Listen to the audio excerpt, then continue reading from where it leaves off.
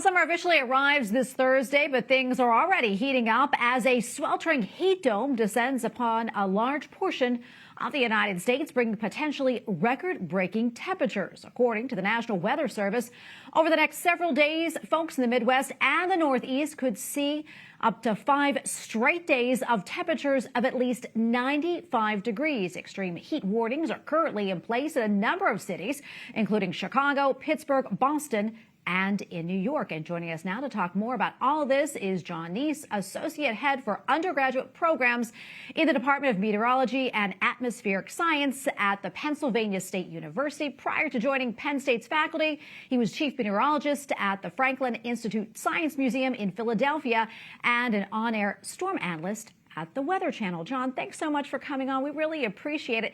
So tell us, what exactly is a heat dome and what causes it? Well, first, thanks for having me on, Tracy. I think that heat dome is just one of those terms that the media has latched on to. Essentially, when large masses of air warm up, the air tends to expand when air warms, and it tends to form a sort of a dome. But you can just think of it as an extended period of warm weather, generally speaking, 5 to 10 degrees above average. That's the practical impact. Yeah, and Jon, I had mentioned of at least, temperatures of at least 95 degrees, but it's going to get a lot hotter in some places. Tell us how hot it could get and which areas of the country do you have your eye on or are most concerned about? Yeah, this is particularly the Northeast. And one of the things to keep in mind here is that last summer was not that hot. And so folks haven't seen temperatures this high for 2 summers. And in some places, for example, I looked at Philadelphia, where I spent 5 wonderful years. Starting tomorrow, Philly's supposed to have 6 straight days of 93 degrees or higher temperatures, according to the Weather Service.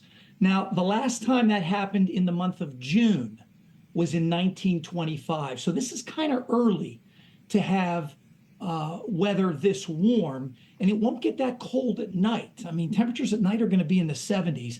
And so it's really an extended period where it doesn't really cool down at night.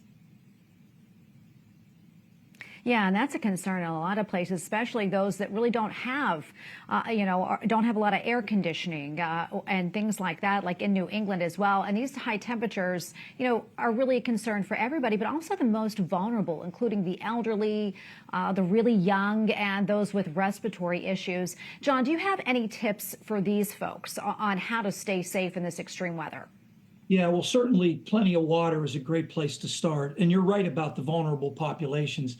Don't forget about athletes who may be training, outdoor workers, those with pre-existing conditions. Certainly, I think the simplest advice is if you have to be outdoors, do it before, say, 11 a.m. or sooner if you want to get that walk in, or wait until late in the evening, an hour or 2 before sunset to get that outdoor exercise in.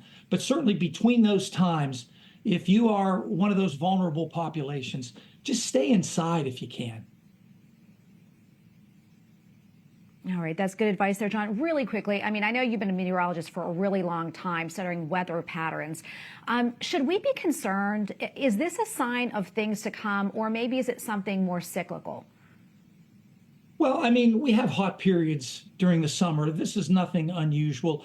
If you're alluding to the idea of climate change, the way to think about climate change is that it simply loads the dice.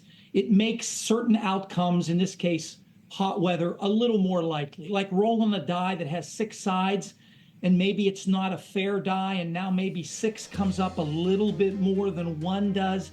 That's how climate change sort of fits into this picture.